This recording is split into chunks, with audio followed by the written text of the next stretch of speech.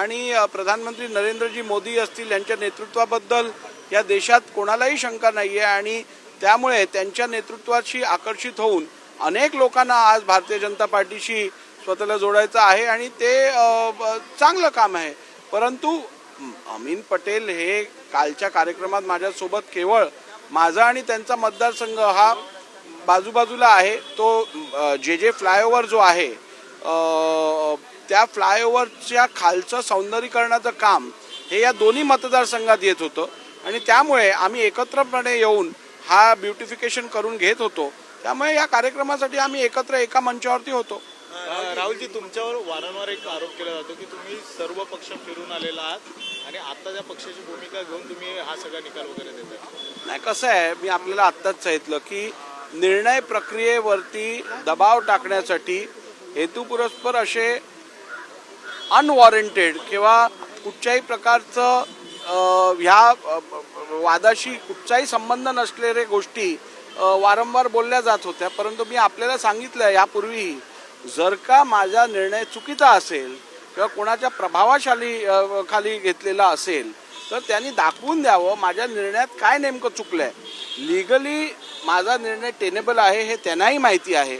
मी दिलेला निर्णय हा संपूर्णपणे सुप्रीम कोर्टच्या गाईडलाईन्सच्या आधारावरती दिलेला आहे आणि म्हणूनच केवळ बिनबुडाचे आरोप करणं आणि जजमेंटमध्ये काय चुकलेलं आहे हे न सांगणं हे त्यांच्यासाठी सर्वात सोयीस्कर आहे।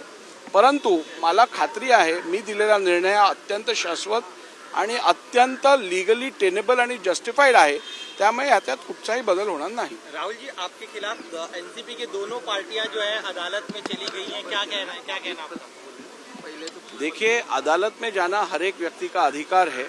यदि किसी को किसी ऑर्डर से वो असंतुष्ट है, उसे यदि लगता है कि उसका फंडामेंटल राइट इससे अफेक्ट हुआ है तो वो अदालत जा सकता है। उस पर ना मैं रोक डाल सकता हूँ ना आप डाल सकते हो। लेकिन अदालत में याचिका दाखिल की यानी मेरा निर्णय गलत हुआ है, इसका मतलब ये नहीं होता। मेरा निर्णय ये लीगली टेनेबल, सस्टेनेबल और जस्टिफाइड निर्णय है। ये निर्णय मैंने संविधान में जो प्राविधान है उनके आधार पर, जो विधानसभा के इस विषय के नियम है उनके आधार पर, मेरे सामने जो एविडेंस रखा गया था उसके आधार पर लिया गया निर्णय है। और ये निर्णय देते वक्त मैंने सुप्रीम कोर्ट के फैसले का हर एक पॉइंट का रेफरेंस दिया है और वो कैसे जस्टिफाई होता है इसके बारे में भी मैंने अपने निकाल में निर्णय में बताया है। और इसीलिए मैं समझता हूँ केवल निर्णय प्रक्रिया के ऊपर प्रभाव डालने के लिए ऐसे आरोप किए जाते हैं, लेकिन मैं ऐसे आरोपों से प्रभावित नहीं होता। मैं कानून के दायरे में रहकर जो प्राविधान है उसके आधार पर ही निर्णय देता हूँ। जहाँ तक आरोप करने का सवाल आता है, आप जानते हो जब इलेक्शन कमीशन ने उसी पार्टी के अपेक्षा के अनुसार निर्णय नहीं दिया तो इलेक्शन कमीशन के ऊपर गलत बयान किया गया, कोर्ट्स के ऊपर गलत बयान किया गया, स्पीकर के ऊपर गलत बयान किया। जो इंस्टीट्यूशन इनके मन के खिलाफ निर्णय देती है उस इंस्टीट्यूशन को ये टारगेट करते हैं। अमीन भाई आपके साथ दिखाई दे रहे, क्या इनकमिंग और बढ़ने वाली है? नहीं, देखिए, भारतीय जनता पिछले कुछ दिनों में हमने देखा है कि भारतीय जनता पार्टी के तरफ अनेक लोग काफ़ी सालों से आकर्षित हो रहे थे और इन्होंने प्रधानमंत्री नरेंद्र जी मोदी के नेतृत्व से प्रभावित होकर उनके नेतृत्व को पूरे देश में माना गया है, देश में सेलिब्रेट किया गया है।